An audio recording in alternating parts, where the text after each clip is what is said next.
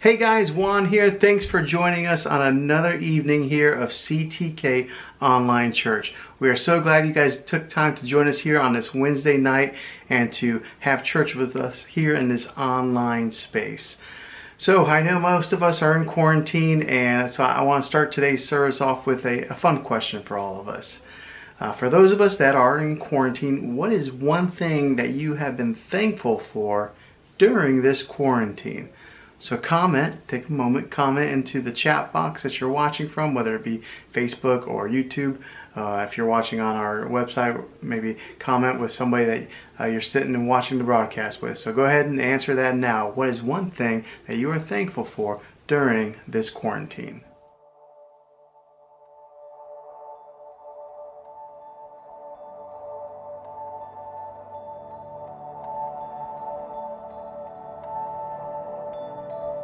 Okay, well, we're going to go ahead and dive into today's service with a video. So this is about the storms of life.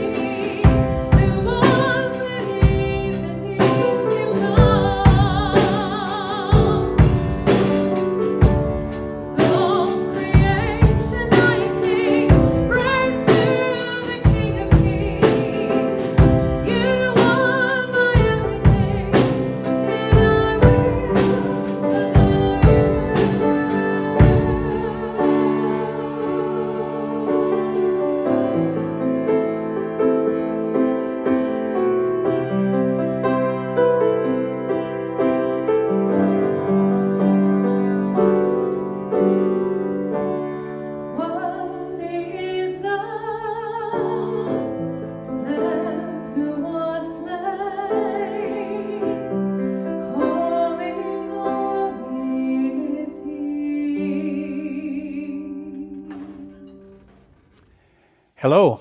I wanted to share a few things with you today. I know everybody is anxious for the church to reopen, no more so than I am. I really want to see the church reopened, and we are working right now to do exactly that. But things are going to change a little bit, and maybe not exactly what you was expecting, but it still needs to be done carefully. I know many of you have the opinion that all we have to do is open the doors and tell everybody to come. Well, what I want to suggest to you is this. We're going to go to 2 services on Sunday morning, and we're going to try to divide the church a little bit so that we can still practice social distancing in the church. For the people that are more susceptible, perhaps maybe those that have diabetes or COPD or things of this nature, I'm going to encourage you to stay at home. If you want to come to church and wear a mask while you're here, that's a wonderful thing. You should do it. And I will try to have extra masks available. At the same time, we're going to try to broadcast in such a way that if you just come to the parking lot and sit in the parking lot, you can still turn the radio to a particular channel and you'll be able to hear everything that's going on if you feel ill at ease about coming together. And I understand that completely. But whenever the church has been closed for a long period of time, in order to reopen it, it does take a little bit of volunteer work to make sure that everything is ready, that the high and low dusting and things like this is accomplished. You need to make sure that everything is back in place. So it takes a little bit more to open it. The church doesn't open in a day. It takes a little while to get us ready. So I am hoping that within the next week or so, I can reopen the church. Or I know that our governor has given us guidelines, and I will try my very best to stay within the guidelines and at the same time answer the needs of our church. And the needs of our church will come first.